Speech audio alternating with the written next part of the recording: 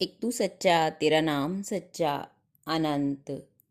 पृष्ठ 808। सतपुरुष बाबा फुलसंदे वाले कहते हैं, हे परमेश्वर, संसार भूला बिसरा सपना है और प्रत्येक स्वप्न का अंत दुख मेरे कण कण में अनंत को ओजते तुम अज्ञात शांत छुपे मेरे ही पार कौन।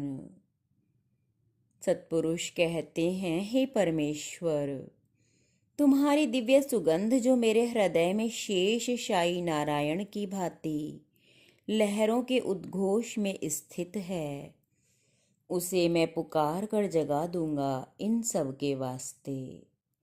ये जो पक्षी हैं यहाँ इस वन में, इस जगत अरण्य में, मैं भूल नहीं सकता प्रभु कि मेरे हाथों को तुमने अपने होठों से छूकर श्वेत कमल पुष्पों को मेरी आँख में रखा था और मैं तुम्हारी स्तुति आराधना के मध्य तुम्हारे गले लगा हुआ उन्माद और प्रसन्नता की अगाध स्थिति में जाकर तिरोहित हो गया था।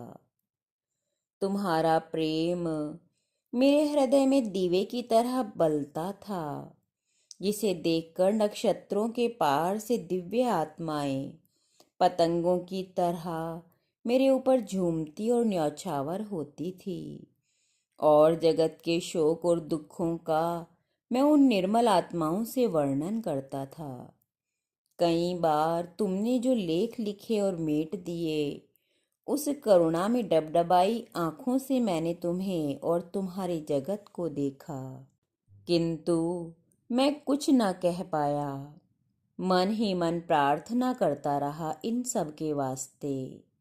ये जो जगत में तेरी प्रकाश बूंदें देहों में स्थित हुई विचरती हैं, सोचता हूँ मुझ एक बूंद प्रकाश से तुम्हारा क्या नाता और संबंध रहा होगा, हे विराट, जो कि रोज ही तुम्हारा आकाश मेरे कंधों पर झुकता है और अपने प्रेम के आंसुओं से मेरे शांत और निर्दोष मुख को भिगो देता है।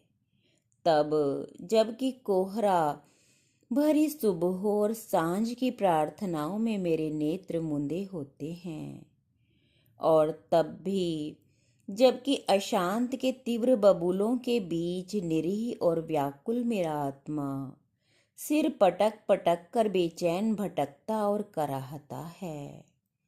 हे मेरे प्रभु, तू अपने अच्छे और बुरे सभी पर अपनी छाया करता है।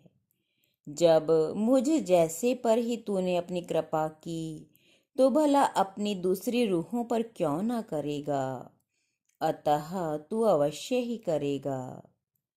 चर अचर में जहाँ मेरा संगीत व्याप्त है, फूलों से राग गंध निकलकर सितारों को झंकारती है और महासागरों के सीने पर पवन अपनी उंगलियों से लकीरें खींचता है। एक वाद्य जो मेरे हाथों में थमा जीवन मुक्ति की पवित्र धुनें निकालता है, और जब वे नाद लहरियां थकती और विश्राम करती हैं, आत्म स्थित होकर तो सुप्त विश्राम में जा पहुंचता सृष्टि सृजन का और आदि पुरुष पितामह ब्रह्मा। एक तू सच्चा, तेरा नाम सच्चा।